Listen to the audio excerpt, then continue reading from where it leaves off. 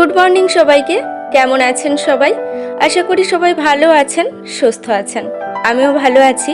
আর আজ হলো অষ্টমীর সকালবেলা। অনেক ভোরে উঠেছি, সমস্ত কাজকর্ম সেরে নিয়ে এখানে দেখুন ময়দাটার ডো করে নিয়েছি। ওদিকে বুট আলু কেটে নিয়েছি। বুটটা ভেজানো ছিল, তো ওকে ধুয়ে নিয়েছি। আর ময়দার ডোটার এখানে লেচি কেটে নিয়েছি। এবার রান্নার পালা।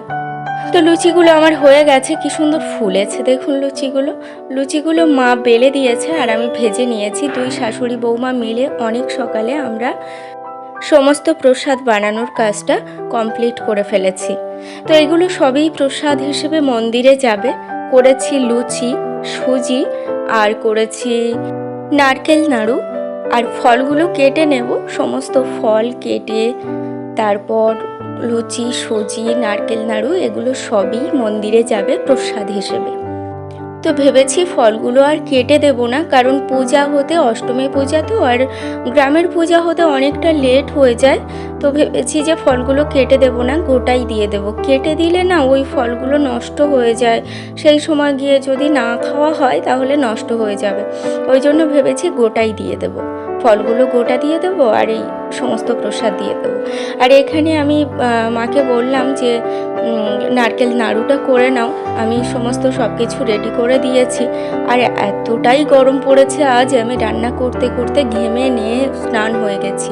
তাই মাকে বললাম নাড়ুটা করে নাও, আর সব কিছু আমি করে দিয়েছি।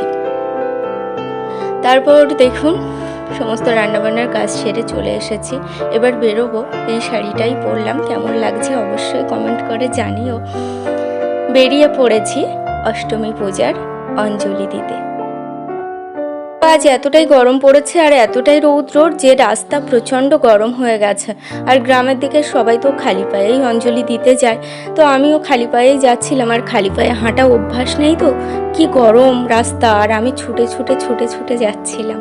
আর এখানে এসে দেখুন মন্দিরে যেই আমি ক্যামেরাটা ধরেছি, একটা জ্যাঠামশাই সমানে ক্যামেরার সামনে হাত দিচ্ছে। আমি ফার্স্টে বুঝতে পারিনি, ভেবেছি কোনোভাবে কারো হাত চলে আসছে। তাকিয়ে দেখি জ্যাঠামশাই, খুব স্নেহ করেন আমার। তো বললাম যে এসো তোমাকে একটা ছবি তুলি, তো ছবিটা তুলে নিয়েছি। আর এখানে দেখুন চলে এসেছে, এখানে ব্রতীদের সমস্ত যারা অঞ্জলি দেয় সবার জন্য খাওয়া দাওয়ার ব্যবস্থা রাখা হয়। তো দেওয়া হবে লুচি আর আলুর দম। তো রান্নাটা এখানেই হচ্ছে। আর জানেন তো যে জ্যাঠামশাইটা ওই ঠাকুর গড়েছেন না, প্রতিমা গড়েছেন, উনিই রান্না করেন। আর কত লোক হয়েছে দেখুন, 3-4 বার ধরে অঞ্জলি দেওয়া হয়েছে। এই যে লোকগুলো দেখছেন, এটা প্রথমবারের লোক। আর এর পরে